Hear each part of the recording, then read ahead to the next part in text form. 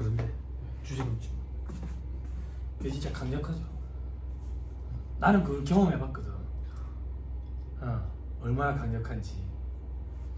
4학년 1학기 마치고 뭐 개인적으로 조금 힘든 사정 이런 것들이 있어가지고 그때 한참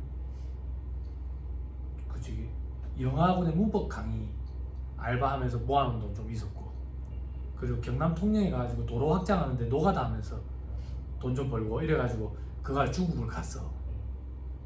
중국을 다들 전직 나갔다 했었지. 4학년 1학기 이제 한 학기 남았는데 취업 준비해야 되는데 유학 간다고 그러니까 말이 유학이, 나는 유학도 아니었어. 돈도 없는 상태에서 500만 원 가지고 갖고 왔다고.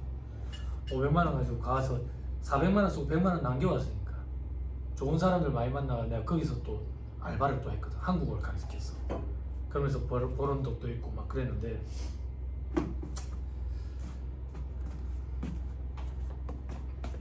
제가 하고 싶은 얘기는 뭐냐면, 그래서 중국에서 외국어를 공부하는데 너무 재밌는 거예요.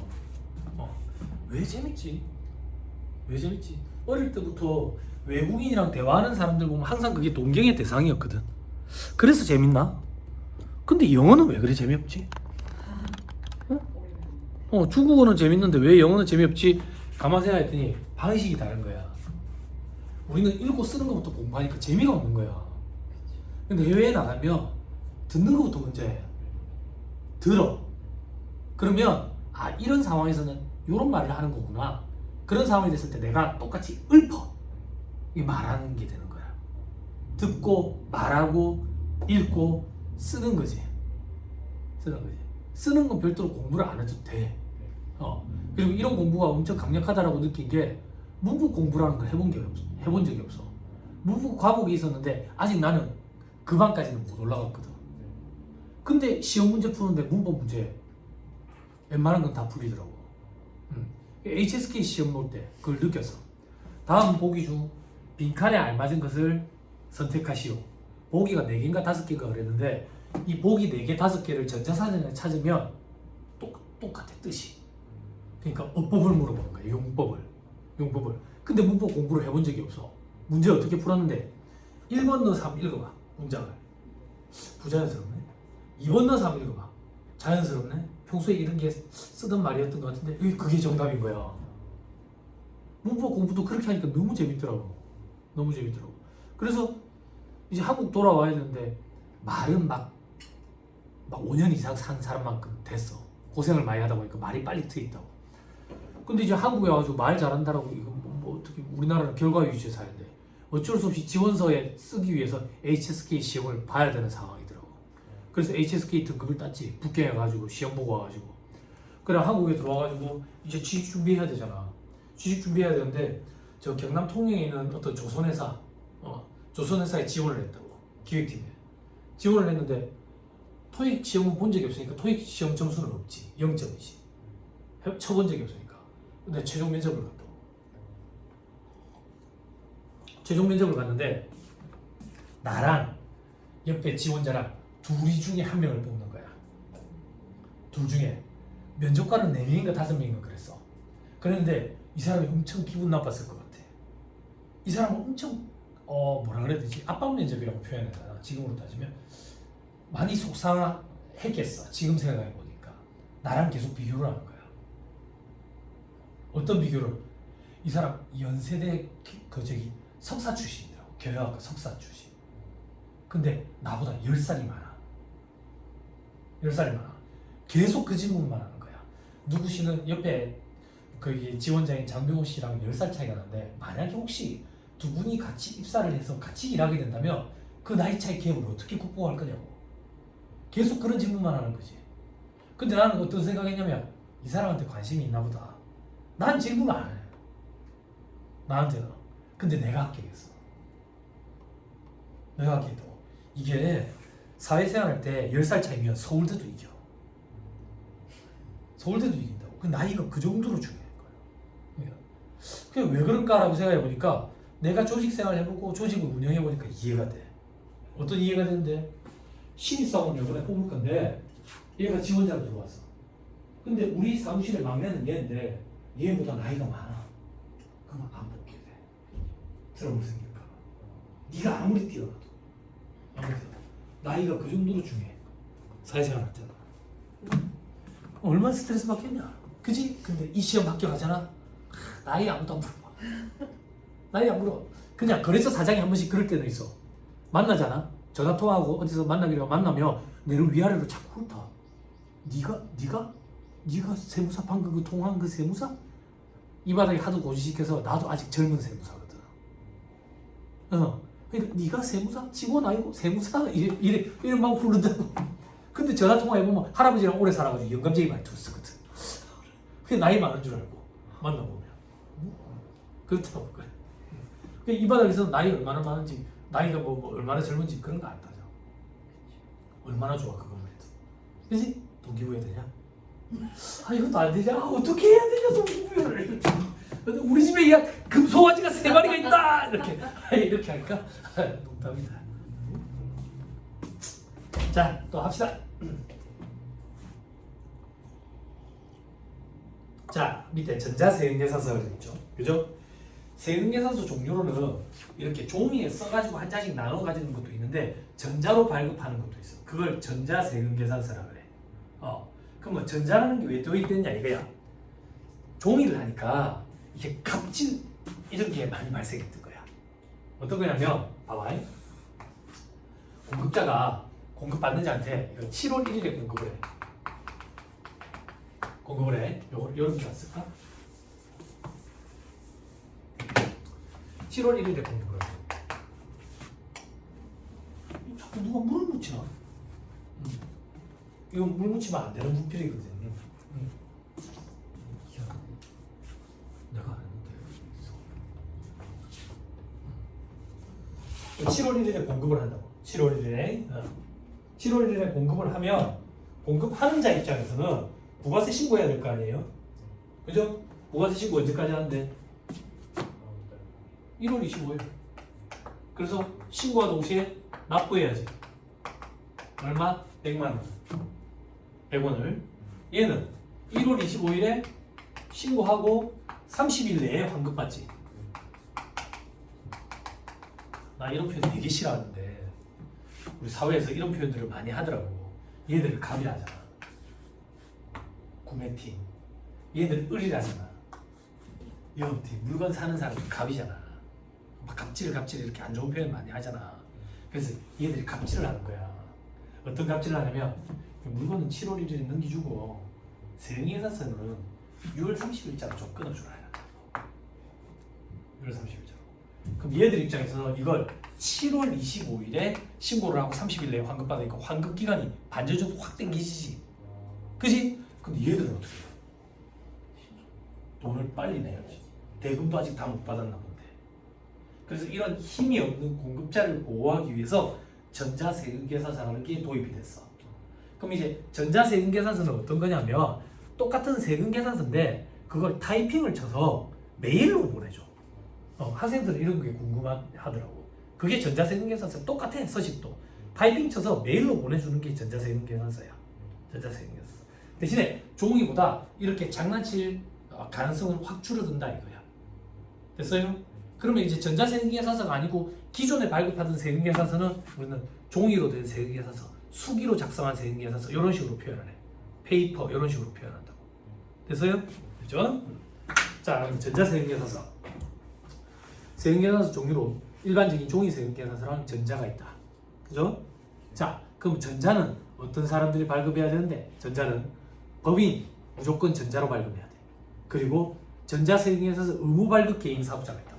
전자세금계산서 의무발급 개인사업자는 어떤 사람들인데요? 자, 밑에 직전연도 재화용료 공급가액 합계액이 면세 공급가액까지 포함해서 합계액이 1억 원 이상인 개인사업자. 근데 괄호 안에 보니까 2024년 7월 1일부터는 8천만 원 돼 있죠? 그죠? 우리는 8천만 원만 기억하면 돼. 됐죠? 됐죠? 단계적으로 줄여나갔어. 단계적으로 줄여나가면 전자세금에서 의무발급해야 되는 개인사업자의 범위는 점차 늘어나겠지. 저항을 줄이기 위해서. 처음부터 다 해라! 이렇게 하면 저항이 심하니까. 단계적으로. 세법은 이런 규정들이 많아. 됐죠? 됐어요. 그 밑에 전송. 전송은 뭔 말인데요? 봐봐.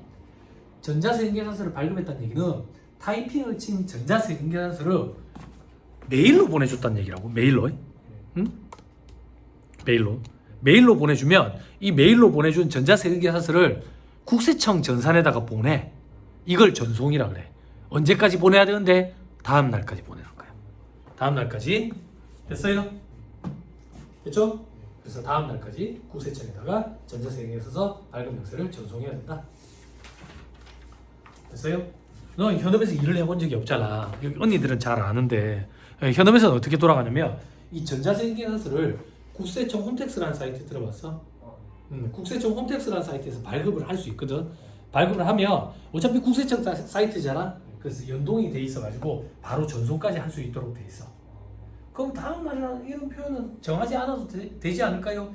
사설업체들이 있어. 전자세금에서 발급할 수 있는 사설업체들이 있거든. 이런 데는 별도의 전송 과정을 또 거쳐야 되거든. 그래서 다음 날까지라는 규정 이런 것들을 지켜야 된다. 이렇게 생각하면 된다.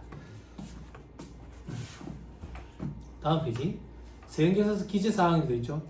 필요적 기재사항이라는 게 있고 임의적 기재사항이라는 게 있다. 필요적 기재사항은 뭔데? 이건 무조건 기재해야 돼. 기재를 안 하면 적법한 세금계산서로 인정이 안 돼. 안 돼. 그럼 인정이 안 되면 가산세 문제가 생길 수가 있어. 임의적 기재사항 써도 되고 안 써도 되고. 됐죠? 자, 필요적 기재사항이 어떤 게 있는데 공급하는 사업자의 등록번호, 성명명칭. 하는에다가 동그라미 쳐야 돼. 하는.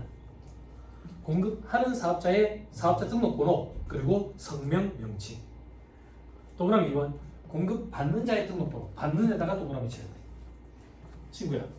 공급하는 사업자는 성명명칭까지 들어가야지. 등록번호랑. 공급받는 자는 성명명칭은 안 들어가도 되지. 등록번호만 들어가도 돼. 됐지? 그리고 동그라미 3번. 공급가액과 부가가치세. 공급가액과 부가가치세는 당연히 들어가야지. 그치? 그리고 동그라미 4번. 작성연월일. 옆에 나왔어. 공급연월일 X. 공급연월일은 임의적 기재사항이야. 작성연월일이 필요적 기재사항이다.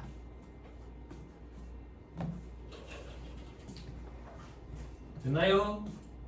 됐어요? 자, 피드백 주세요.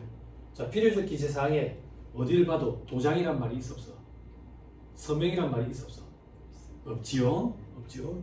그런 시절이 있었어요. 전자세금계산서라는 게 처음 도입됐을 때 제가 월급쟁이로 일하고 있었는데 거기에 고문업체에서 회계팀장이라는 사람이 전화가 와가지고 세금계산서 전자로 받았는데 도장이 없는데 어떻게 해야 되냐 이거야. 그런 시절도 있었어. 도장이 없어도 아무 상관없어요. 됐죠? 요즘에는 전자로도 도장을 입힐 수가 있어요. 도장. 그래서 예전처럼 회계사무실에 가면 만능도장 이런 거 만들어 놓을 필요도 없어. 만능도장 그 손에 자꾸 인주가 묻거든. 요즘에는 도장 찍을 때 인주로도 잘 안 찍어. 스탬프로 하지. 근데 아직도 인주를 고집하는 데가 있어. 옷에 묻어가 지워지지도 않는데. 스탬프 뭔지 알지? 그지? 애들 장난칠 때 찍는 그 도장 있잖아. 그걸 이 사무실에 일할 때도 써. 거기다 찍어가지고 그래 한다. 자, 밑에 세금계산서 미수수 또는 필요적 기재사항 부실 기재하면 어떻게 되느냐? 가산세 문제가 생긴다. 그 정도만 유의법만 사고. 밑에 영수증. 자, 영수증은 도대체 뭐냐 이거야. 영수증은 자 주의. 여기서 말하는 영수증은 여러분 간이영수증을 얘기하는 게 아니야. 그럼 간이영수증이 도대체 뭔데요? 중국집 가서 밥 먹었다고요? 중국집 가서 할머니한테 그래. 할머니 영수증 좀 주세요. 그러면 그 앞에 그 정수기 위에 있다 갖다가 써라 이런다고. 그럼 정수기 위에 보면 한 묶음 있지. 영수증 한 묶음. 그걸 떼다가 이제 사무실에 와가지고 그런다고. 방금 밥 6,000원이었거든. 10,000원 이렇게 쓴다고. 이렇게. 그래가지고 세무사님 밥 10,000원 치묵었는데요 이렇게. 다 그렇진 않아요. 네, 다 그렇진 않아요. 네, 다 그렇진 않아요. 그게 영수증, 간이 영수증이야. 간이 영수증. 그럼 여기서 말하는 영수증은 그걸 얘기하는 게 아니야. 그걸 얘기하는 게 아니야. 자, 세법에서 말하는 영수증은 뭐가 영수증이냐? 첫 번째 줄. 필요적 기재사항 중에 공급받는 자가 누군지 기재되지 않고 그리고 부가가치세가 별도로 기재되지 않는 그런 서식을 영수증이라고 표현한다. 이런 영수증에 어떤 것들이 있는데 현금 영수증도 들어가고 신용카드 매출증, 지불카드 영수증, 선불카드 영수증 이런 것들이 들어간다. 됐어요? 이런 것들이 영수증이다. 됐죠? 자, 맨 마지막 줄에 주로 최종 소비자에게 공급하는 경우에는 세금계산서 발급 실익이 없기 때문에 영수증을 발급하도록 하고 있다. 즉, 최종 소비자를 상대로 장사하는 사람이 공급하는 사람이 세금계산서 발급해줘봐야 최종 소비자가 그 세금 계산서 가지고 뭐 어디다 쓸 거야? 안 그래? 사업자가 아니니까 부가세 환급받을 일도 없고, 그치? 그래서 그럴 때는 그냥 영수증을 발급하도록 되어 있다. 주로 최종 소비자를 대상으로 하는 업체들. 그런 사람들이 어떤 사람들인데, 다음 페이지 표에 보면 동그라미 1번부터 눈으로 쓱 봐봐요. 소매업, 음식점, 숙박 이런데. 됐죠? 됐죠? 이런 사람들이 영수증 발급 대상이다. 저 밑에 동그라미 9번 미용, 욕탕, 유사 서비스, 목욕탕, 미용실 이런데. 됐죠? 자, 그 밑에 괄호 2번 간이가세자 중 동그라미 1번 직전연도 공급된 각기 4,800만 원을 미달하는 자. 지난주에 해줬죠? 간이가세자도 이제 원칙적으로는 세금에서 발급 대상이 된다. 다만 4,800만 원을 미달하는 사람은 발급 못한다. 발급 못하면 거래증빙으로 뭘 발급하는데? 영수증을 발급한다. 됐어요? 됐죠? 자, 그 정도 넘어갑니다. 다음 페이지 세금계산서 영수증의 발급은 면제돼 있죠? 그죠? 이거 다시 읽어줄게. 조금만 볼 거거든. 잘 봐봐. 주로 최종 소비자를 대상으로 하는 업체들은 세금계산서 발급 안 해도 된다며. 그러면 영수증 발급 의무가 있잖아. 그런데 지금부터 보는 사업자들은 영수증도 발급 안 해도 된대. 그럼 세금계산서도 발급 안 해도 되고 영수증도 발급 안 해도 되는 거야. 무슨 말인지 이해했어요? 자, 어떤 사람들인데 동그라미 1번 택시 기사님한테 영수증 끊어달라면 끊어주잖아. 감사합니다 하고 받아야 된다. 왜? 택시 기사님들은 영수증도 발급 안 해줘도 돼, 법적으로. 감사합니다 하고 받아. 그 다음 뭐라고 돼 있어? 노점 행사하기로 돼 있지? 그지? 너 회오리 감자 먹어봤냐? 회오리 감자가 얼마냐? 그래? 난 한 번도 못 먹어봤다.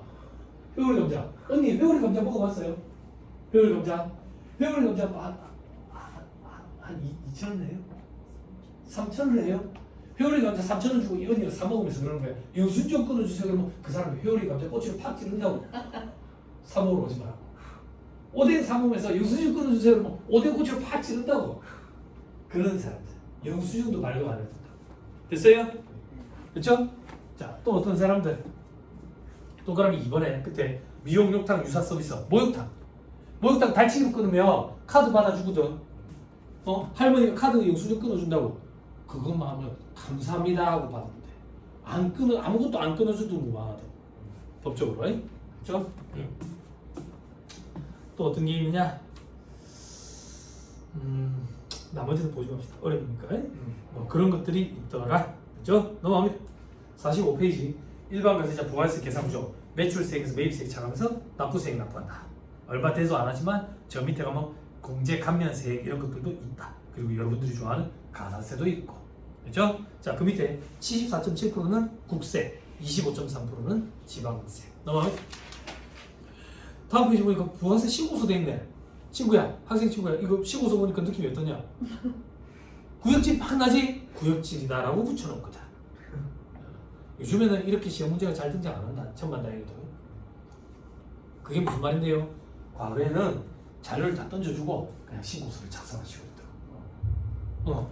그럼 첫 단추를 잘못 깨면 줄줄이 다 사탕으로 다 틀린 거야. 그지? 그럼 100점 말고 빵점밖에 어렵겠지. 그지? 출제 교수들, 채점 교수들이 채점하기도 힘들고. 그래서 요즘에 이런 게 트렌드가 아니야.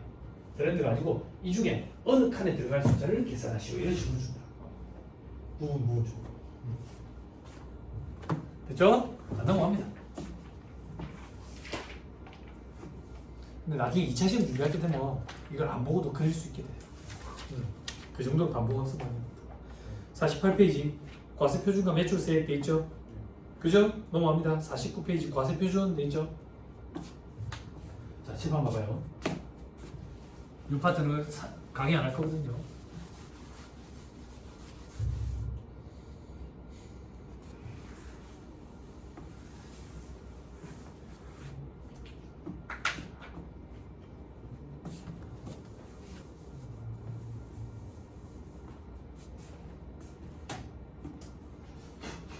잘 봐요. 우리 앞에서 부가세법상 과세대상 거래에 대해서 공부했죠. 그죠? 그때 재화의 원금, 용리의 원금, 재화의 수익. 그죠? 그죠? 부가세를 과세할 거냐 안 할 거냐 그거 구분하는 거였다고. 지금부터 올 거는 뭔데? 과세 거래가 맞대. 그럼 과세 거래가 맞으면 매출세액 계산해야 될 거 아니야. 매출세액은 어떻게 계산하는데? 과세 표준에다가 10% 곱할 거라고. 여태까지 공부한 건 이 과세 표준에 숫자를 넣을 거냐 안 넣을 거냐 이거 공부했다고. 지금부터 공부할 건 얼마를 넣을 거냐고. 요거 공부해. 원칙만 하고 위에 방 가서 세부적인 건 볼 거라고. 자, 원칙적인 거. 괄호 1번. 공급가액이 들어간다고. 공급가액과 공급대가 다른 거 앞에서 공부했었죠. 공급가액은 어떤 건데? 밑에 동그라미 1번. 금전으로 대가를 받는 경우는 그 대가. 내가 1,000원짜리 물건을 팔고 1,000원을 받았다. 그럼 1,000원이 들어간다. 그 얘기야. 과표에.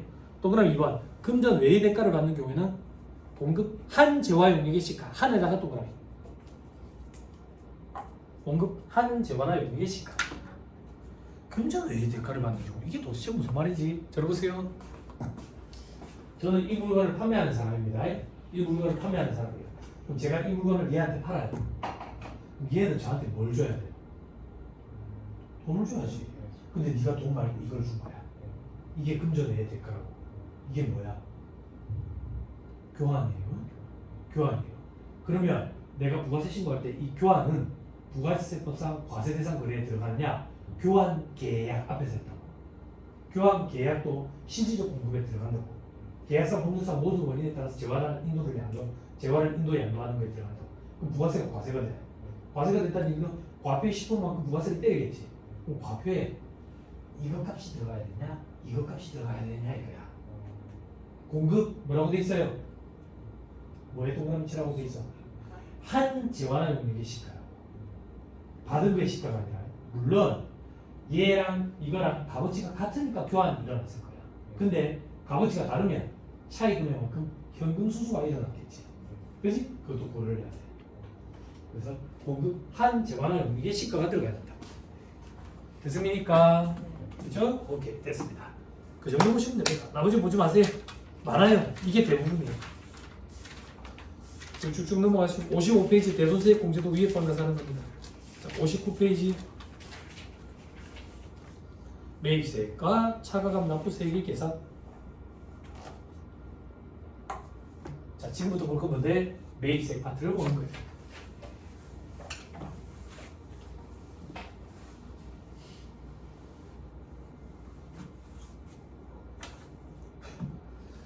자, 매출세액에서 차감하는 매입세액의 계산 구조는 다음과 같다 하게 돼 있죠. 그죠? 계산 구조가 이렇게 더럽게 복잡하지? 서식이 이렇게 생겨 있어. 서식이 이렇게 생겨 있어서 우리가 공부할 때도 이렇게 해. 왜냐면 과거에는 서식을 작성하시오 이런 문제가 나왔기 때문에. 요즘에는 이 중에 어떤 칸을 구성하는 숫자를 계산하시오 과정을 보여주면서 뭐 이렇게 나오죠. 1번에 뭐라고 돼 있니? 친구야 좀 읽어주나? 세금계산서 수령분 매입세액이 돼 있죠. 그죠? 세금계산서 수령한 건 여기다 다 갖다 쓰는 거야. 다 갖다 쓴다고. 다 갖다 쓴다고? 왜 자꾸 강조하시는데요? 다 갖다 쓴다니까? 다 갖다 쓴다는 게 무슨 의미인데요? 매입세 공제를 받을 수 있든 받을 수 없든 상관없이 여기에 다 갖다 쓰는 거야. 세금계산서 수취한 게 있으면. 그래 놔놓고 저 밑에 괄호 5번, 괄호 5번이란다. 5번 한다 봐. 5번에 공제받지 못할 매입세액 돼 있지? 공제 못 받는 매입세액은 여기서 빼. 그럼 1번에는 공제받을 수 있든 없든 다 갖다 쓰는 거야. 공제받지 못한 매입세액 그게 무슨 말입니까? 예를 하나 들어볼게. 쇼파 1,000만원짜리 하나 샀다고. 그럼 부가세가 100만원이지. 요거 공제 환급 받아야지. 근데 쇼파를 저거 집에 갖다 놓고 쓴대. 이건 가사 관련 경우라고. 사업에 사용한 게 아니야. 사업에 사용하지 않았으면 그 경비 처리는 되지도 않고 그 경비에 대한 부가세도 환급 또는 공제가 되지 않아. 그렇지만 세금계산서를 받았대.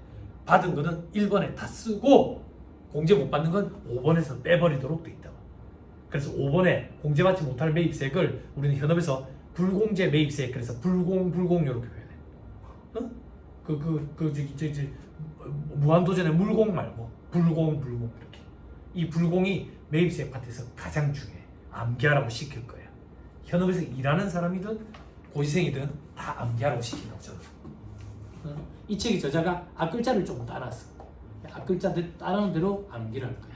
아직 넘어가지 말고. 1번에 세금계산서 수령분 매입세액의 동그라미 1번 일반 매입이 있고 동그라미 2번 고정자산 매입이지. 이거는 일반적으로 좀 구분한다 그 얘기야. 일반 매입은 우리가 컴퓨터 장사하는 사람이면 컴퓨터 사왔을 때 매입세. 고정자산 매입은 컴퓨터 사서 팔다 보니까 힘들어가지고 인테리어도 새로 하고 아니면 뭐 에어컨도 사오고 냉장고도 사오고 이런 매입세. 이런 것들을 구분한다 그 얘기야. 왜 구분하는데요? 위에 방 가면 공부할 건데 이 고정자산 매입이 많아 커. 그러면 만약에 인테리어를 새로 했다고 봐. 금액이 크잖아. 매입세도 크겠지. 빨리 돌려줘야지 자금 회전이 될 거 아니야. 그래서 빨리 환급을 해줘. 일반 환급보다 빨리. 그런 걸 조기 환급이라고 해. 그 동그라미 2번에 숫자가 있으면 조기 환급 대상이 돼. 그래서 이걸 좀 구분하도록 돼 있어. 실무적으로 이걸 놓쳐가지고 구분을 안 하면요 아무 문제 없어. 아무 문제 없어. 대신에 조기 환급만 못 받을 뿐이야. 나중에 환급을 못 받고 놓치고 그런 건 아니야. 됐죠? 자, 그 다음 2번에 예정신고 누락분. 예정신고할 때 매입세 있었는데 누락했대. 확정신고 때 포함시켜가지고 공제받으면 돼. 3번에 매입자 발행 세금계산 매입세.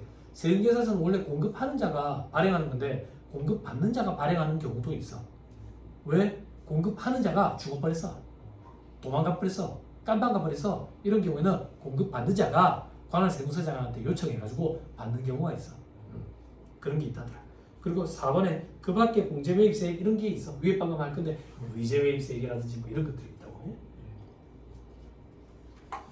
그 밖에 공제 매입세액 중에 또 하나 신용카드 매출전표 수령분 매입세액이라 이런 것도 있어. 세금계산서를 수취 못하고 신용카드 매출전표를 수령했을 때 부가가치세가 별도로 구분 기재되어 있으면 그걸 증빙으로 매입세 공제를 받을 수가 있어. 즉 신용카드 매출전표도 세금계산서랑 동급인 똑같은 법적 증빙으로 봐주는 거지. 근데 지금 멘붕이 온다고. 어떤 멘붕이 오는데 아까 세무사님 신용카드 매출전표 등은 영수증에 포함된다 했잖아요. 맞아. 영수증의 정의는 공급받는 자가 누군지 기재되지 않고 그리고 부가가치세가 별도로 구분 기재되지 않는 게 영수증이라 했잖아요. 그래 맞아. 그러면 신용카드 매출전표를 수령한 사람 입장에서는 부가세가 별도로 구분 기재되어 있지 않으면 매입세 공제를 못 받잖아요. 그래 맞아. 그게 무슨 말입니까? 구분 기재되어 있어. 신용카드 매출전표를 발급하는 사업자는 신용카드 매출전표를 발급할 때 부가세를 별도로 구분 기재해서 발급하도록 되어 있다고. 그래서 구분 기재돼 가지고 발급을 하고 발급받은 사람은 세금계산서랑 동급으로 처리해가지고 이걸 증빙으로 매입세 공제를 받을 수가 있어. 근데 이 사람이 포스기를 이렇게 만져가지고 이걸 구분 기재 안 했대. 그러면 공제를 못 받는 거야. 그러면 어떻게 해야 되는데요? 가서 다시 발급해달라고 해야 돼. 그러면 공제받을 수 있어. 됐죠? 그리고 예비에 보면 포스기로 고장이 났으면 어떻게 한대요? 사장이 직접 수기로 써준 것도 법적으로 인정이 돼. 그럼 만약에 현업에서 일을 하는데 우리가 그런 일이 생기면 우리가 사양글씨처럼 이렇게 해서 우리가 사양글씨처럼 이렇게 그런 거지. 융통성을 좀 많이 하고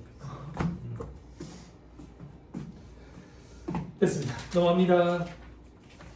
1번 세금계산 수령분 매입세액 설명했고요. 자, 저 밑에 4번에 그 밖에 공제 매입세액 중에 4-1에 신용카드 매출전표 등 수령면에서 제출분 매입세액 되지. 자, 이건 뭔데? 아까 신용카드 매출전표 수령하면 매입세액 공제된다 했죠? 그죠? 그럼 뭐 그걸 법적 증빙으로 해가지고 매입세 공제를 받으려면 그걸 국세청에 보내줘야 될 거 아니야. 신용카드 매출전표를 국세청에 보내면 국세청이 또 폭발한다니까. 너무 많아서. 그래서 이걸 한 장의 표에 요약 정리된 표를 보내. 그 표의 제목이 수령명세서야. 아까 학계표처럼. 그리고 대신에 신용카드 매출전표는 5년 동안 보관해야 되는 의무가 있다고. 세법에서 일반적으로 법적 증빙에 보관 의무는 5년이에요. 5년. 됐지요? 자, 밑에 한번 읽어보자. 개요. 영수증을 발급받은 매입세액은 공제가 안 되는 게 원칙이야. 다만 사업자로부터 재화연금을 공급받고 부가가치세액이 별도로 구분되는 신용카드 매출전표, 현금 영수증 발급 장치에서 이 증빙을 발급받고 제출하면 수령에서 제출하면 매입세액 공제를 받을 수가 있다. 그래서 실질적으로는 다 그렇게 구분 기재되어 있고 매입세 공제 대상이 다 된다. 됐죠? 됐어요? 자, 다음 페이지 배제세상 볼 필요 없고요. 4.2에 의제 매입세 공제돼 있죠. 그죠? 우리 한번 숙달했다. 한번 공부했다. 뭘 공부했는데 의제, 간주, 뭐로 본다 그랬지. 뭘 본다? 의제 매입세액으로 본다. 매입세액으로 본다. 그럼 우리가 상식적으로 생각할 때는 매입세액이 아닌가 봐. 그치? 근데 세법에 의해서 매입세액으로 보겠다는 얘기지. 그럼 결론, 매입세액으로 보면 어떻게 할 건데? 공제를 해주겠다는 얘기야. 그게 의제 매입세액 공제라고. 소개만 잠깐 하고 넘어갈 거야. 제발. 자, 내가 면세 물품을 사. 면세 물품을 사온다는 얘기는 면세 사업자로부터 내가 물품을 사오겠지. 나는 과세 사업자야. 나는 과세 사업자고. 이 면세 물품 사온 걸 제조 가공 과정을 거쳐. 제조 가공 과정을 거쳐가지고 이걸 과세되는 재화 용역으로 공급을 해. 그럼 나는 과세 사업자니까 매출세액에서 매입세액 차감해가지고 납부세액 납부하겠지. 그지? 그럼 매출세액은 요거의 10%겠네? 그지? 매입세액은 면세 사업자로부터 물건을 사오니까 매입세액이 있어 없어? 없잖아. 그럼 이런 업을 하려 하겠어?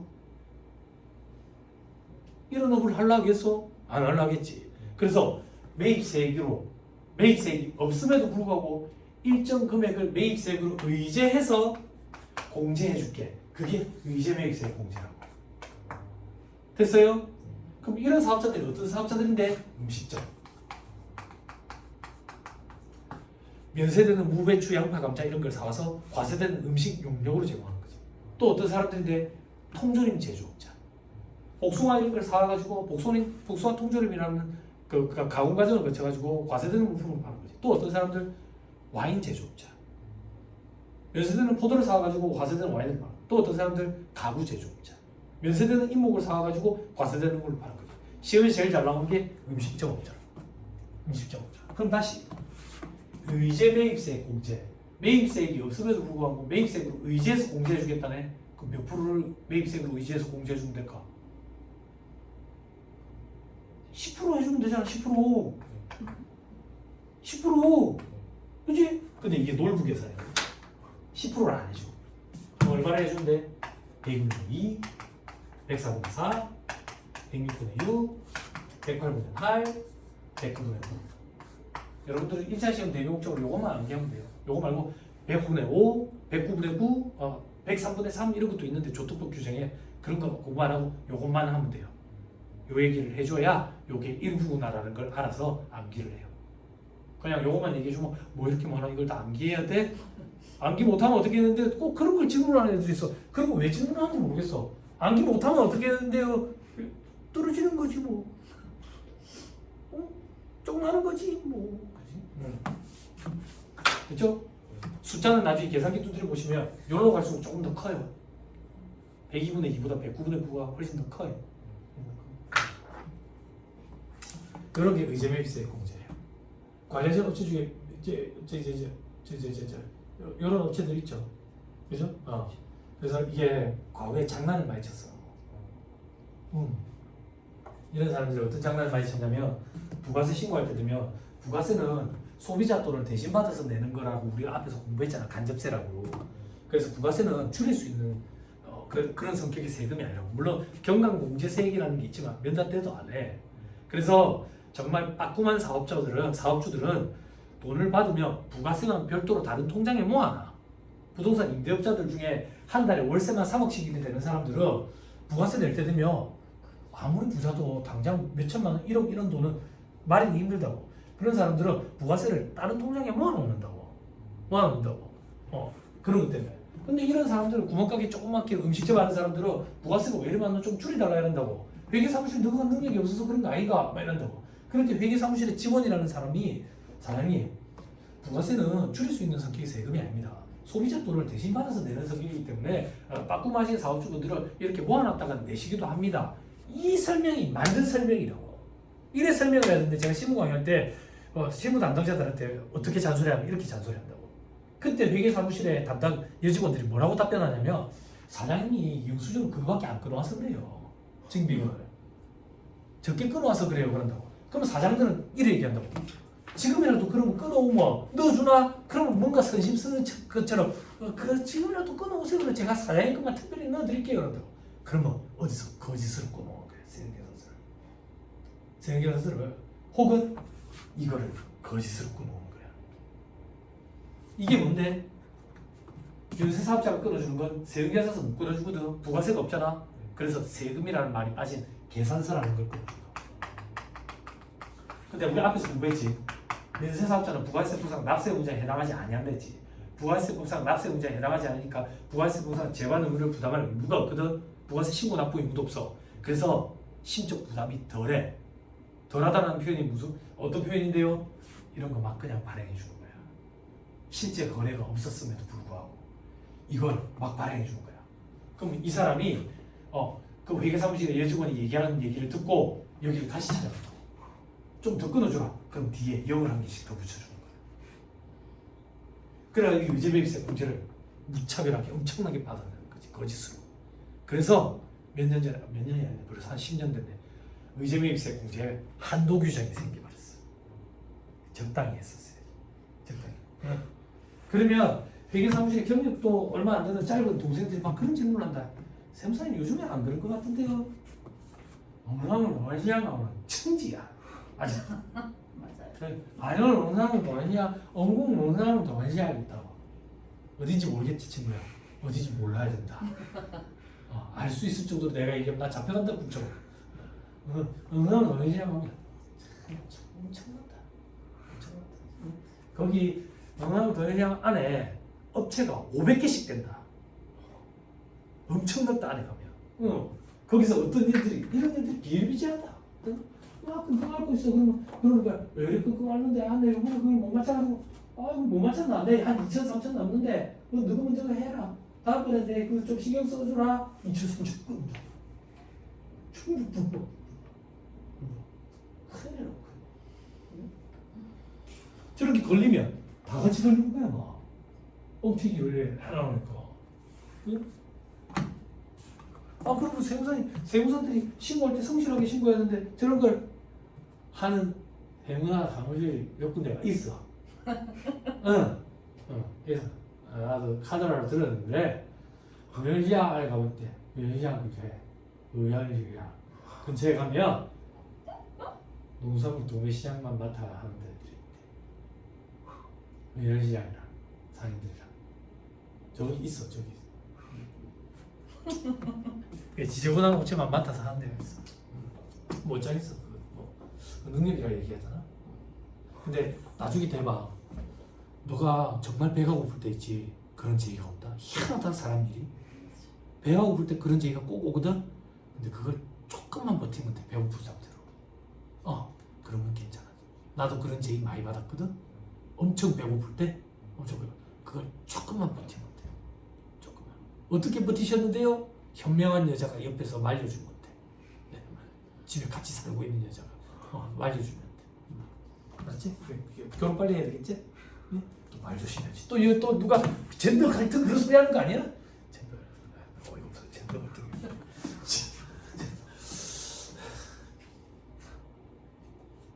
하나를 50만 원 벌 때 그런 제의가 어디서 오더라고. 복식인데 물장구 해달라고. 그런 제의가 오더라고. 혹했는데. 그래요.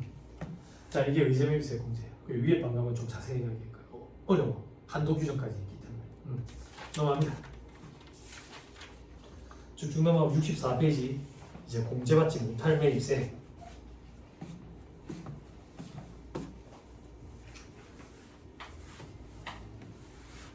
요게 불공 이렇게 표현하는 매입세 불공제예요.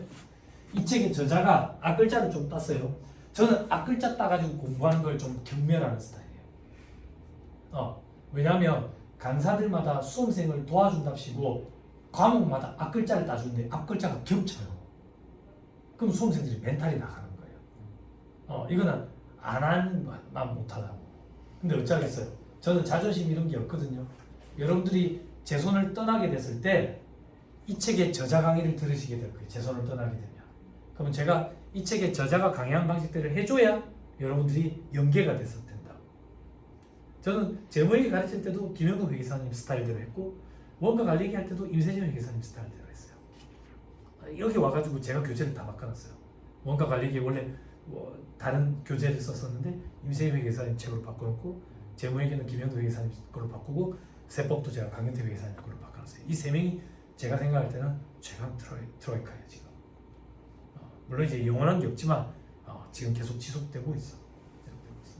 제 손을 떠나가지고 나중에 듣게 되면 혹시나 여러분들이 1차 시험 끝나고 2차 시험 준비할 때 종합적인 관리를 받고 싶어서 단과반 수강이 아니라 종합반을 수강하고 싶다. 그럴 때 이 세 명이 한 학원에 같이 있어요. 그래서 종합반을 들을 수 있어요. 만약에 각각 여기서 책을 달리했으면 여러분들이 종합반 수강을 못하고 이 학원 저 학원을 댕겨야 돼요. 그리고 서울에 있는 이 학원이 전국에서 제일 큰 학원이고 그 학원의 브랜치 자회사 중에 하나가 우리경영 아카데미예요. 우리경영 아카데미 2차 시험 준비하실 때 가시면 이 세 명의 트로이카가 다 계세요. 그러면 이제 잊을 감이 없을 거예요. 저도 재학부라는 게 있거든요. 저도 재학부가 있지만 재무회계 강의할 때 김현도 회계사님 학부로 해줬어요.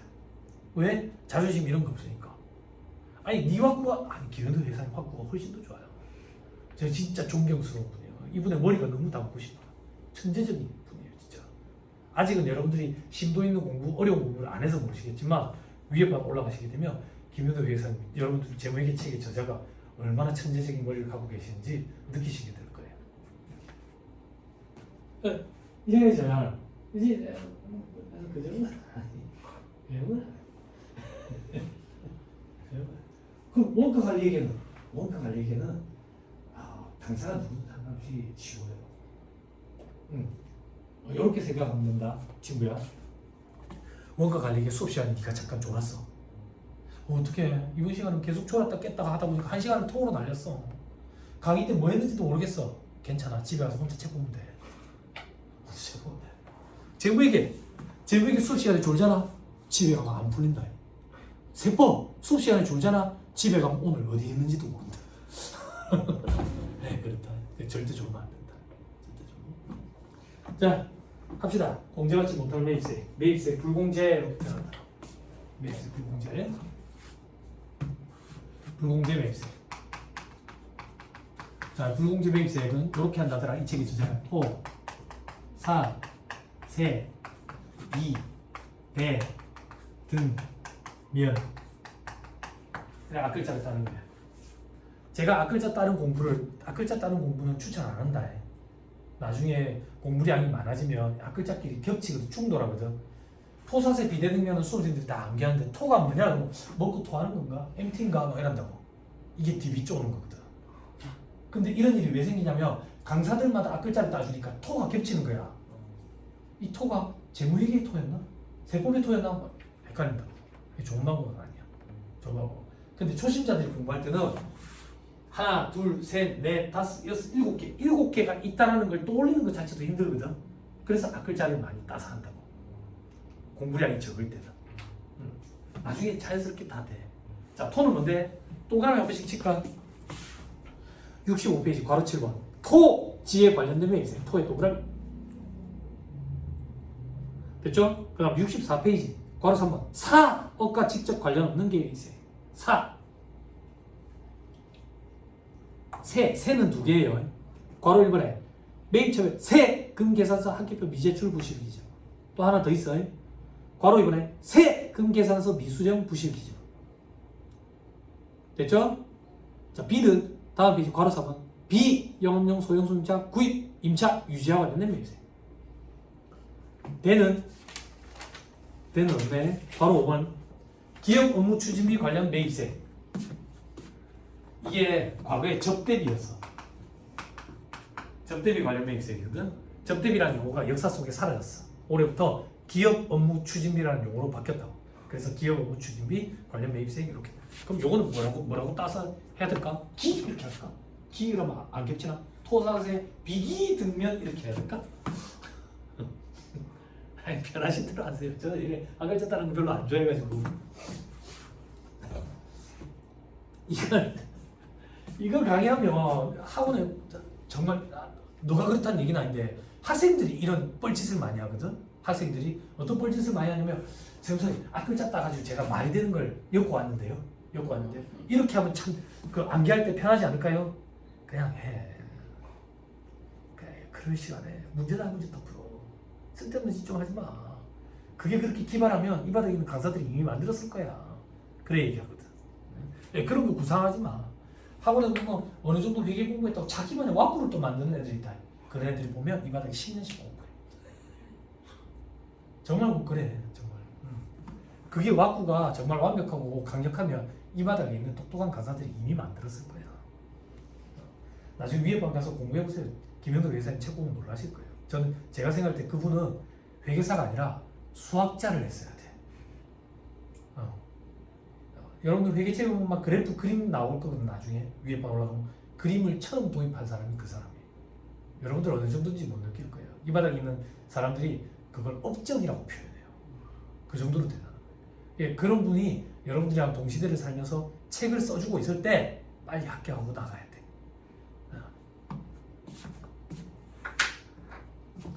제가 서울에 강의하러 가면 다른 강사들 뭐 만나는 거 저는 피하거든요. 부산에서 왔다 그러면 또 술자리 하자고 나 강의하러 올라왔는데 근데 내 이분은 꼭 만나고 싶더라고. 그래가지고 얘기를 항상 했습니다. 올라가면 한번 만날 기회가 있을까 근데 이분들은 이제 종로에 있고 나는 강남에 있거든. 강남 분점에 가가지고 강의하거든. 그러니까 마주친 일이 없지. 마주치지. 한번 뵙고 싶긴 하더라고. 이제 할아버지가 되셨지. 이 책의 저자도 이제 완전 할아버지가 되셨어요. 시간이 참 빨라. 이 책의 저자는 뭘로 유명하시냐면 이 책의 저자는 친절하기로 유명해요. 제가 알고 있는 핸드폰이 2개예요. 애들 질문 응답해주는 핸드폰. 근데 질의 응답이 얼마나 많겠어요. 그래서 애들한테 약속했대. 3일 내에는 답변해줄게. 3일 내에는. 그리고 이런 얇은 책을 만들어냈어요. 요약집으로. 이 얇은 책을 만들어내면서 1위로 올랐을 거예요. 그 전까지는 이런 게 없었어. 다 고시생들 앉아가지고 칠판에 환사하는 거 하나 빼곡히 쓰고 막 이랬다고. 그럼 맨 앞에 어떤 여자애가 세법이랑 아무 관련도 없는 여자애가 글씨 예쁘게 쓰는 여자애가 이걸 그대로 써가지고 서점에 넘기면 그걸 복사해가지고 팔고 그랬다고 돈 받고. 그걸 왜 그렇게 힘들게 하고 있지? 그래서 이 책의 저자가 이걸 만들어낸 거야. 요약집을. 그래서 위에 방금 써머리 이래가지고 한다고. 써머리. 그러면서 이제 대세 강사로 올랐어요. 그래서 그 시대 흐름에 안 쫓고 받아 쓰는 게 무지 고생들은 라고 주장했던 옛날 강사분들이 지금 다 이제 독해냈어요. 시대 흐름이 이렇게 가다 보니까. 아무튼 이런 책이 있을 때 여러분들 공부하기 편해요. 자, 그 다음에 등은 뭔데? 등록점 매입세 어디 있어? 다음 페이지 바로 8번 등록점 매입세. 면은 면세사업 관련 매입세 괄호 6번.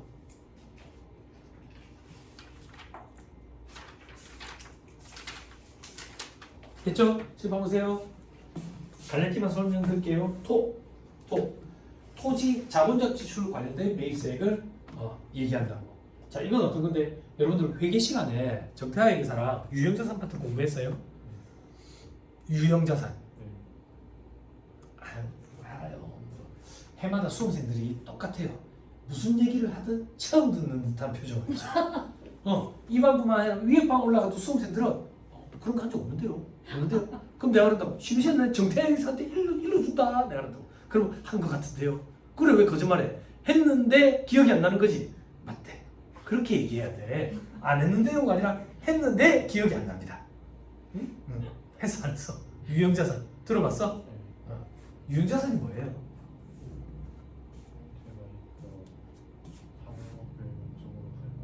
재고자산이 뭐예요? 무형자산이 뭐예요?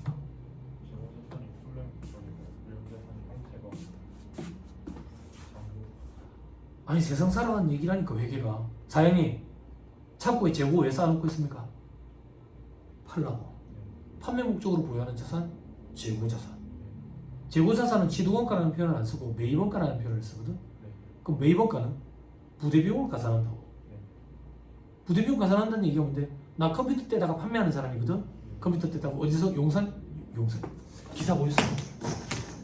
용산이 망했더라. 용산이 망했어. 컴퓨터 지금 반값에 일하는데도 안 팔린대. 리플이 뭔지 알아? 대다수 리플이 적당히 못 쓰여지니까. 이거 다 부산 토백이면 몰라. 서울에 처음 올라가면 전자상가 간다고 용산에 용팔 애들한테 다 나간다. 강매하거든. 사기치고. 여기. 그러면 또 서울 사람들 싫어할 거 아니야. 그럼 부산도 얘기하지. 자갈치 시장. 서울 사람들이 일부러 부산 사투리를 쓴다잖아. 자갈치 시장에서. 워낙 바가지가 심해서. 그지? 서울 사람들이 자꾸 물어본다고. 자갈치 시장에서 왜 뭐 어떤 걸 사 먹어야 돼? 뭐 바가지 쓴다고. 그러면 뭐 먹어? 부산 사람들은 뭐 먹어? 부산 사람들은 거기서 회 안 먹어? 회 안 먹고 뭐 한다고 가 근처에 횟집이 꽉 찼는데. 그지? 그럼 생선구이 먹어? 파리가 얼마나 앉았는데. 파리가 얼마나 앉았는데 배속 기생충. 기생이라고. 이렇게 집에서 구워 먹어. 거기서 구울 때 프라이팬 뚜껑이 있던가? 없지?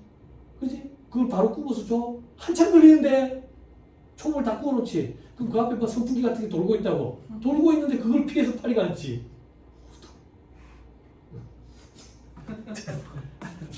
잡혀갈라. 그죠? 깨끗할 겁니다. 그죠? 소독약을 막 뿌릴 거야. 방부제도 뿌리고. 그죠? 그죠? 그러니까 드실 때 잘 보고 드셔야 돼. 방부제 입에 안 들어오게. 혹시 친족분 계세요? 죄송합니다. 지금 자갈치 시장에 친족분 계세요? 아니 근데 서울에서 촌놈들이 내려온다고 직장생활 같이 했던 촌놈들이 부산 내려오면 자갈치 시장 얘기한다고. 자갈치 시장 유명하지 않냐고. 모르겠는데. 그럼 어디서 부산 사람들은 회를 사 먹냐고. 우리 동네에 있는 횟집에. 횟집에. 그거 하면 되지. 자갈치 시장 뭐 볼 게 있어서. 팔이 많은데. 아닙니다. 볼 거 많습니다. 그죠? 부산의 명소입니다. 그죠? 꼭 한 번은 들려야 안 되겠습니까? 그죠? 자, 그죠? 용산 전자상가에서 컴퓨터 100만원짜리 한 대 떼와서 팔아. 자, 계산해 주라. 내가 100만원에 샀어. 얼마 이상이 팔아야 본전이야? 100만원이지. 됐죠? 근데 그거 사올 때 KTX비가 10만원이 들었대. 그럼 나 이제 얼마 이상 받아야 본전이야? 110만원. 그때 그 10만원이 부대비용이라고. 그럼 부대비용까지 가산한 게 매입원가라고. 그럼 이 부대비용은 어디까지 가산할 거냐 이거야.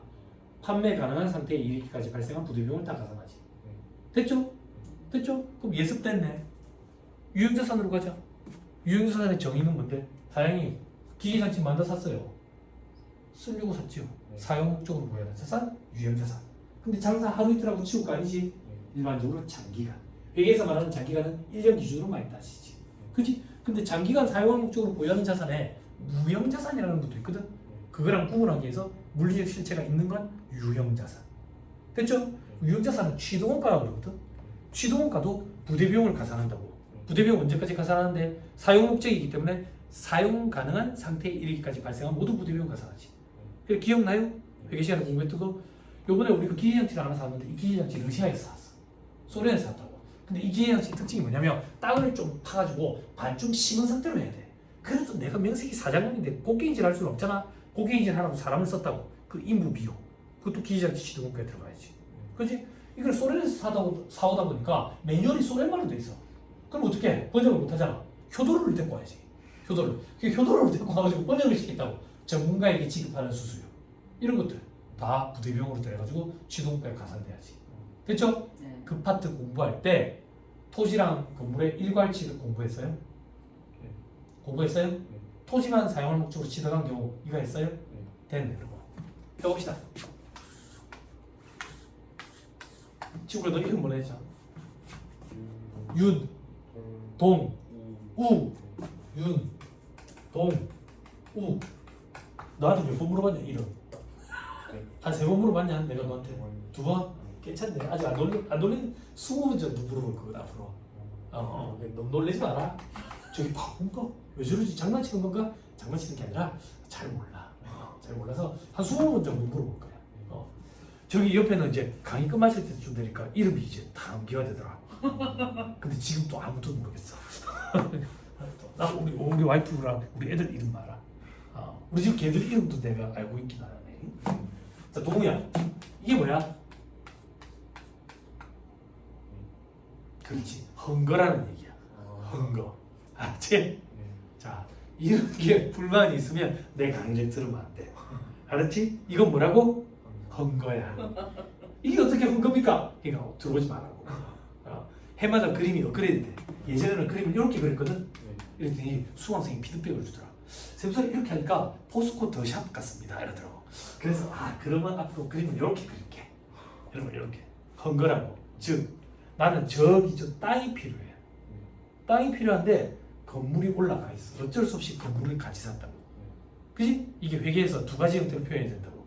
첫 번째 표현, 토지만 사용할 목적으로 취득한 경우, 혹은 같은 표현으로 건물 신축 목적으로 구건물이 있는 토지를 취득하는 경우. 같은 표현이야. 무차별적으로 등장해 시험 문제에. 토지만 사용할 목적으로 취득하는 경우, 혹은 건물 신축 목적으로 구건물이 있는 토지를 취득하는 경우. 합쳐서 10억에 사왔대.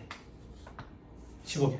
토지만 사용할 목적으로, 혹은 건물 신축 목적으로 구건물이 있는 토지를 취득했대. 그러면 건물값은 얼마고 토지값은 얼마야?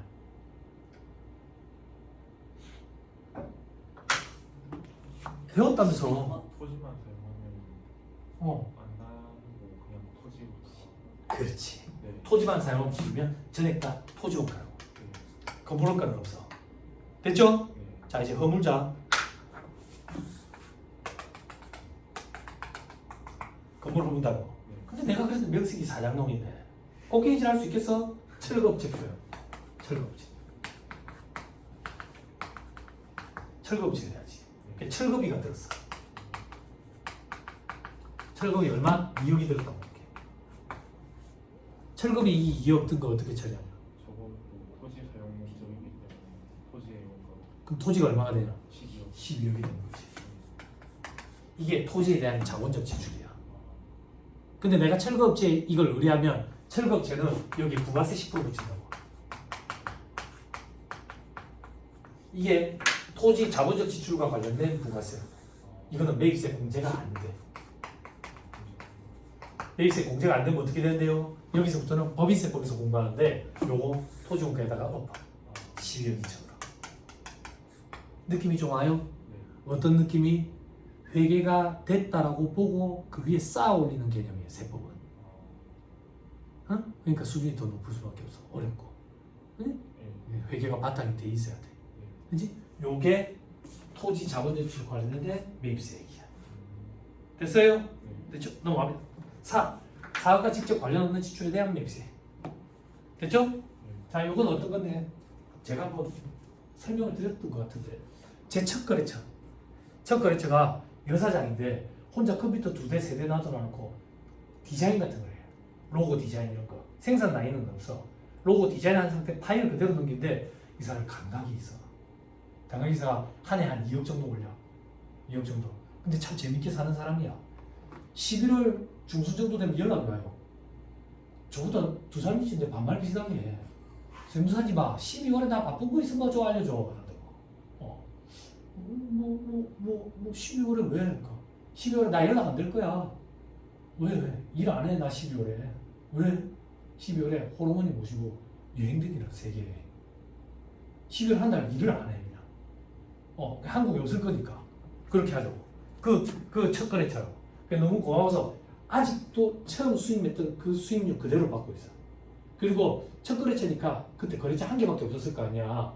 너무 고마워서 특화된 서비스를 해주기 위해서 혹시나 지출 같은 게 큰 목돈 지출이 발생할 때 거래 상대방이 현금으로 주이소. 그럼 얼마 깎아줄게 라는 제의를 하면 현금으로 하는 게 유리한지 세금계산서 수수하는 게 유리한지 내가 판단해 줄 테니까 전화 내한테 바로 판단해 줄게 라는 서비스를 제공했다고.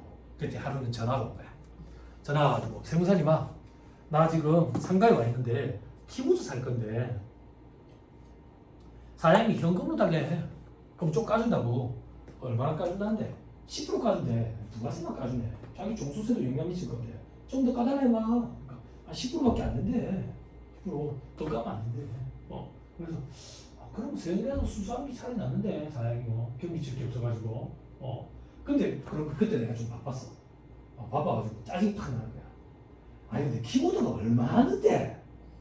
키보드가 300만 원이라는 거야. 300만 원. 키보드가 300만 원이네. 300만 원. 디자인하는 사람이니까. 그래서 제가 그랬더니 프로 게이머들 쓰는 그런 키보드야? 전자 오르간인 거야.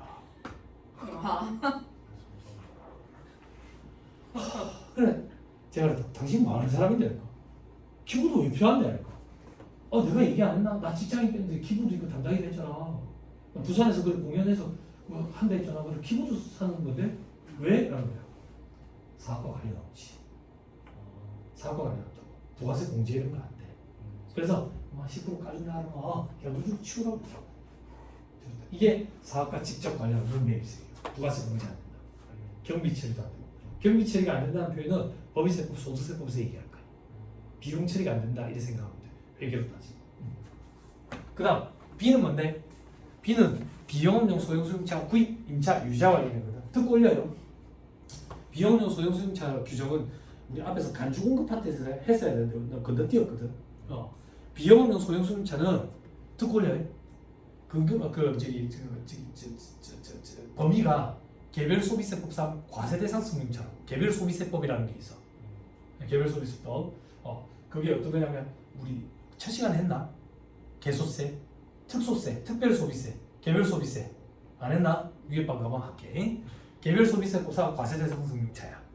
법인세법에 보면 업무용 수용차라는 규정이 있거든. 소득세법에도 그 업무용 수용차 규정 범위도 개별소비세법상 과세대상 승용차라고. 즉 범위가 같아. 범위가 같은데 이걸 부가가치세법에서는 비영업용 소형 수용차 이런 식으로 표현을 하고 법인세법, 소득세법에서는 업무용 수용차라는 규정 이렇게 표현을 한다고. 물론 규정의 내용은 좀 달라. 그럼 개별소비세법상 과세대상 승용차는 어떻게 되는데요? 정원 8인 이하의 승용자동차야. 그럼 정원 8인 이하의 승용자동차인 개별소비세법상 과세대상 승용차에 해당이 되면 세법에서 어떻게 하겠다는 얘기인가요? 부가가치세법에서 그 승용차를 구입할 때 부가세, 유지할 때 부가세, 리스나 렌트할 때 부가세는 매입세 공제가 안 된다 그 얘기야. 구입할 때 부가세 공제 안 돼.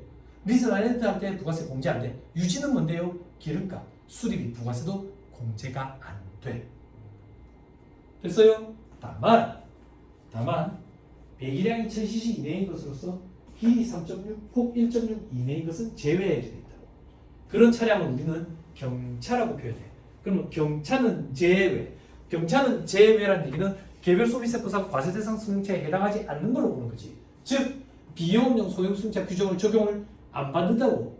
안 받는다는 얘기는 경차는 구입, 임차, 유지와 관련된 매입세액을 공제를 받을 수 있다라는 얘기야. 방향을 잘 세팅해야 돼. 조금만 더. 정원 8인 이하의 승용자동차니까 9인승이면 어떻게 되는데요? 공제를 받을 수 있어요. 카니발 9인승 있고 7인승이 있다. 7인승은 비용용 소형수차 규정을 적용받기 때문에 매입세 공제가 안 되고 9인승은 매입세 공제가 되고 펠리쉐이드 7인승도 있고 9인승도 있다고. 됐어요? 됐죠?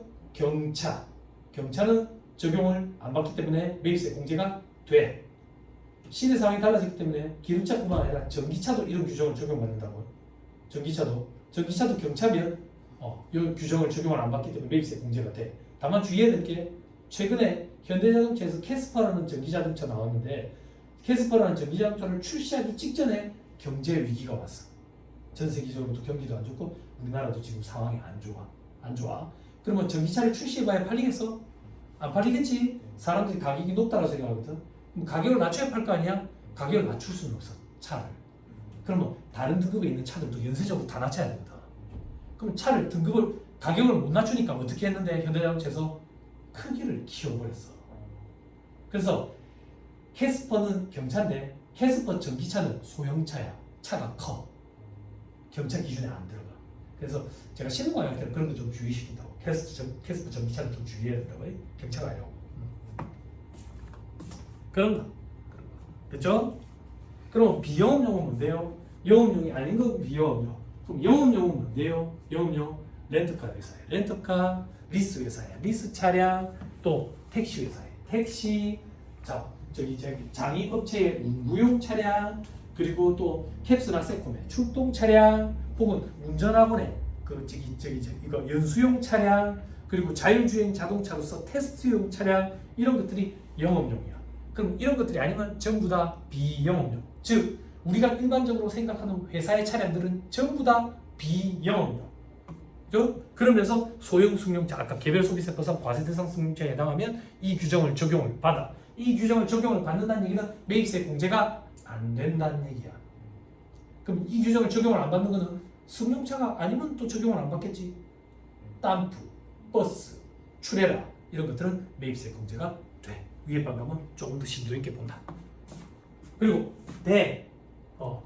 기업 업무 추진비 관련 매입세, 적대비 관련 매입세. 이건 무슨 말인데? 우리가 이번에 노트북을 샀는데 회사에 쓰려고 산 게 아니라 거래처 사장한테 적대 목적으로 주려고 샀대. 이런 것들은 애초에 사올 때 매입세 공제가 안 된다 그 얘기야. 됐어요? 적대비의 법인세법상 정의는 업무와 관련해서 특정인에게 지출한 금액이라고. 관련 예규나 대법원 판례를 보면 거래 관계를 두텁게 하기 위하여 이런 표현이 있다고. 업무와 관련해서 특정인에게 지출하는 금액이 적대비라고. 업무와 관련해서 거래처 사장을 만나가지고 순사명이 있다고. 적대비라고. 근데 시대 상황이 달라졌거든 이제. 순사명이는 적대 그만하자 이거야. 니도 몸이 상하고 나도 몸이 상하고. 그럼 요즘에 어떤 접대를 하는데 가만 보니까 거래처 사장이 프로 농구 경기 보는 걸 좋아하더라. 여기 직원들은 프로 야구 경기 보는 걸 좋아하더라. 그런 티켓을 사다 줬어. 이런 것들은 문화접대비 이렇게 표현한다. 문화접대비. 요즘에 접대의 트렌드가 달라졌다. 그리고 선물 같은 걸 해줘. 선물. 돈이 아니지 현물 접대비 이렇게 표현한다. 이 현물로 접대하기 위해서 노트북을 사왔대. 접대와 관련된 부가세 매입세액이 발생하지. 공제가 안 된다. 그 얘기야. 그리고 등은 사업자 등록 전 매입세 불공제. 지난 시간에 했고요. 면세 사업과 관련된 것 매입세 불공제된다. 됐죠? 다 했습니다. 넘어갑니다. 69페이지 차감함 납부세액의 계산. 우리 여기까지 왔는데 매출세액에서 매입세액 차감하면 납부세액이 나온다고. 그 납부세액 밑에 경감경제세액이라는 게 있어. 즉 부가세는 최종 소비자료를 대신 받아가지고 단계별로 내는 세금이기 때문에 경감, 공제, 즉 줄일 수 있는 세금이 없는데도 불구하고 법 규정에 의해서 일정 금액을 정해서 공제를 해준다고. 그게 제일 대표적인 게 1번 신용카드 매출전별 발급세 공제. 됐어요? 됐나요? 자, 이거는 취지를 조금만 설명해야 돼. 봐봐요. 점심 먹었냐? 무엇을 먹었어? 돈가스 김밥? 어디서 먹었는데? 앞쪽에 김밥집? 여기 사선으로 이렇게 쫙 가다 보고 왼쪽 편에 미아라고 있거든. 미아라고. 거기 돈가스 집이 유명해. 소바도 참 맛있어. 여기가 엄청 여기 시청 있잖아. 맛집이 꽉 찼어. 근데 맛집만 비켜서 이렇게 대기는 사람들이 있어. 맛집이 그래 많은데도 불구하고 거기 가면 맛있어. 뭐 드셨어요? 제육볶음? 제육볶음은 어디 잘하는데 들어가. 네, 할머니가 하는 데였어요? 생선구이도 어디에? 네, 예전에 여기 주문이었잖아. 여기 살았잖아. 여기 그 국수집 있는데 응. 조금 더 들어가면 앞에 뭐 상가 있던데 그 집. 국수집 어디? 할매 국수? 그거 크게 하는 오빠하고 좀 뒤편에. 이 조그맣게 하는 할매 국수집 아니 있는데. 그거 말고. 맛있는데. 그거 너무 멀어요. 너무 멀어요. 비빔밥 기가 막혀요. 비빔밥. 요즘 단가 맞춘다고 계란 후라이 안 주거든요. 그거는 계란 후라이 줘요. 그 계란 후라이 뭐라고 맛있다니까. 진짜로. 아니 그건 아직도 기억이 나. 와이프랑 둘이서 여행 살 때 밤마다 야식 먹는다고 국수 먹으러 가면 할머니들이 애를 안아줬어. 편하게 놀라고. 그래서 기억이 나. 자주 갔었어. 어디 있어요 점심 때? 제가 샌드위치. 그래. 건강을 많이 밖에서 사 먹는 거 이게 집에서 계속 먹다 보면 밖에서 사 먹으면 엄청 이게 자극적이라는 게 하루씩 확 느껴져. 그래서 만약에 오늘 할매 국수집에서 먹었다. 할매 국수집에서 그 할매 국수 말고 잡혀온다. 할매 국수집에서 먹었어. 할머니 계산이요. 5,000원 이러는 거야. 카드요. 30 카드 안 되는데. 할머니 요즘 세상에 카드 안 되는데 어디서 큰일 납니다. 이러면 현금 줘라. 아니 할머니 진짜 지갑 봐보면 현금을 안 들고 댕겨요. 현금이 없어서 그래요. 저 현금 찍은 게 있는데 내가 아까 계란 후라이 줬잖아. 뽑아다 줘라 그런다고. 그럼 내가 현금을 뽑아다 주지. 주면 이 할매는 이 현금 매출 감춘다고. 현금 매출 감춰. 그 매출을 감추지. 그럼 이 할매는 어디서 줄어드는 게 있어요. 매입도 같이 감춰야 돼. 물건을 사온 건 있는데 판 건 없다. 이게 말이 돼? 그럼 판결을 감추려면 사후부터 감춰야 돼. 그럼 이 할매는 물건을 사후 업체에 얘기해가지고 감춘다. 그럼 그 업체는 판결을 감추지. 그럼 적어도 매입을 감춰야 되거든. 연쇄적으로 현금 매출을 다 감추는 거야. 이걸 국세청에서 드러내도록 하고 싶은 거야. 드러내도록. 이게 현금 매출을 감추는 거거든. 이걸 소련 말로 과표 양성화 작업 이렇게 표현하도록. 그러면 스틱 앤 캐럿이라고. 스틱만 가할 수는 없거든. 캐럿도 줘야지. 그럼 어떤 캐럿을 주는데? 카드 제시하면 많이 받아주이소. 그러면 카드 발급 금액의 1.3%는 세액공제를 해줄게요. 이게 신용카드 매수조표 발급 세액공제야. 그럼 제시하는 사람도 캐럿을 줘야 될 거 아니야? 제시하는 사람이 직장인데 신용카드 사용금액 소득공제를 해주는 거지. 이렇게 캐럿을 양쪽으로 준다고. 근데 이제는 신용카드 보급률이 안정화라는 게 적용됐거든. 왜? 모텔에 대학생들이 갈 때도 신용카드 긁거든. 모텔 카드 그 사용 카드 매출이 95% 이상이거든. 대학생들도 카드 다 긁는다고. 그럼 더 이상 카드 사용에 대한 혜택을 줄 필요가 있어 없어? 없지. 그래서 혜택을 안 주겠다 이랬더니 근로소득자들이 반발이 심했던 거야. 우리는 공제 혜택이라고 하면 그런 거밖에 없는데 그걸 막으면 어떻게 하냐? 그래서 정부에서 한 발 물러서 가지고 공제를 계속 유지를 하되 공제율을 15%까지 낮춰버린 거지. 그리고 정부에서 정책적으로 이용해 가는 거지. 어떻게? 책 좀 사라. 도서, 신문. 그러면 공제율 40% 해줄게. 40%. 또 어떤 거? 대중교통 이용해라. 또 전통시장 이용해라. 그리고 올해 곧 개정된 거 수영장, 체력 단련장 이런 데 하는 거에 대해서 공제를 높여주겠다. 공제. 그리고 반대로 업체 사장은 이제 신용카드 보험률이 안정화되는 게 접어들었으니까 더 이상 이 혜택을 줄 필요 없어서 법인이면 이제 혜택 안 해주겠다. 그리고 개인도 이제 혜택을 일부를 안 주겠다. 어떻게? 10억 기준으로 10억이 넘는 사람들은 이런 혜택 안 주겠다. 됐어요? 그게 신용카드 매출조표 발급세액 공제야. 봅시다. 법으로 정하는 영수증 발급 사업자가 이렇게 하면 다음 금액을 공제한다. 1.3% 돼 있죠? 발급 금액에. 여기서 말하는 발급 금액은 뭔데? 세법에는 없지만 예규에 보면 공급 대가라는 표현이 있어. 그 부가세가 포함된 금액의 1.3%야. 공급가액이 아니라 공급 대가의 1.3%야. 됐죠? 한도 얼마라고 돼 있니? 동우야. 연간이라는 표현이 중요한 거다. 부가세 과세기한은 일반적으로 6개월이죠. 근데 이거는 한도는 연간으로 따진다. 1년에 1,000만 원이야. 그렇죠? 자, 밑에 보니까 2027년 이유는 어떻게 돼 있지? 그죠? 우리에게 2027년은 안 올 수도 있어. 신경 쓰지 마. 내가 시험 준비할 때 내년부터 1%, 내년이 됐더니 내년부터 1% 이랬다고. 그게 지금 10년 넘게 이렇게 유지되고 있는 거야. 신경 쓰지 마. 2017년은 안 올 수도 있다고. 혹시 알아? 노스트라다무스가 예언한 것처럼 그랜드 크로스가 되어 지구가 멸망할 수도 있잖아. 죄송합니다. 1998년인가요 그게? 노스트라다무스 그랜드 크로스 있지. 예전에 노스트라다무스가 맞아. 요즘 애들 모르더라. 그 학습지 이름이 아니다. 노스트라다무스라는 예언가가 있었다. 예언가. 그랜드 크로스를 해가지고 수금지와 목표 1,000명이 이렇게 그랜드 크로스가 되는데 여기 지구가 들어가가지고 인력이 사방에서 끌어당겨가지고 산산 공중분해된다 이런 예언을 한 적이 있다. 종말론자 이런 거 아니네. 물도 없었는데 그때 진짜 라면 사재기를 하고 뭐 말하면 라면 사재기. 네? 쌀은 안 사재고. 자 70페이지 공제 배제. 첫 번째죠. 법인은 이제 안 해줘요. 그리고 그 줄 끝에 10억 원을 초과하는 개인사업자, 공급가액 10억 원 초과하는 개인사업자도 안 해줘. 괄호 2번 전자신고에 대한 세액공제. 사업주 본인이 직접 부가세 확정신고를 하면 10,000원을 공제 또는 환급해줘. 자 들어보세요. 1년에 확정신고 몇 번 해요? 2번. 그럼 10,000원씩 2번이면 얼마예요? 20,000원. 됐죠? 즉 사업주가 직접 종소세 신고하면 20,000원 공제해줘요. 직접 법인세 신고하면 20,000원 공제해줘요. 직접 양도세 신고하면 20,000원 공제해줘요. 그거랑 아구를 맞춰놓은 거예요. 근데 이건 신고를 2번 하니까 10,000원씩. 됐죠? 근데 간이가세자는 환급은 안 해줘요. 공제를 해주는데.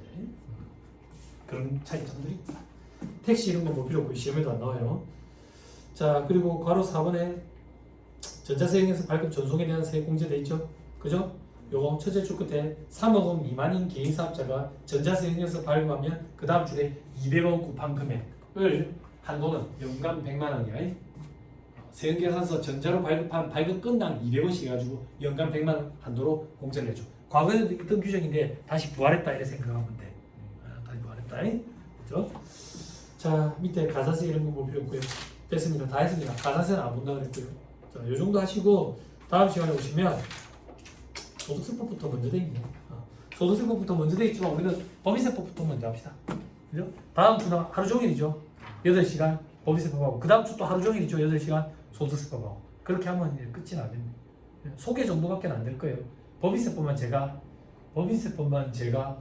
거의 한 45시간에서 50시간 하니까 8시간 가지고는 수박 거닥기시밖에 안 되겠지만 그래도 한번 들어본 게 다를 거예요.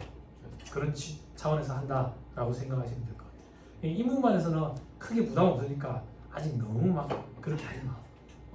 처음부터 전력 투구하면 희발이 없어가지고 중도 포기하게 됩니다. 이 정도 하시죠. 강의 누나 고생 많았습니다. 수고하셨습니다. 수고하셨습니다. 네.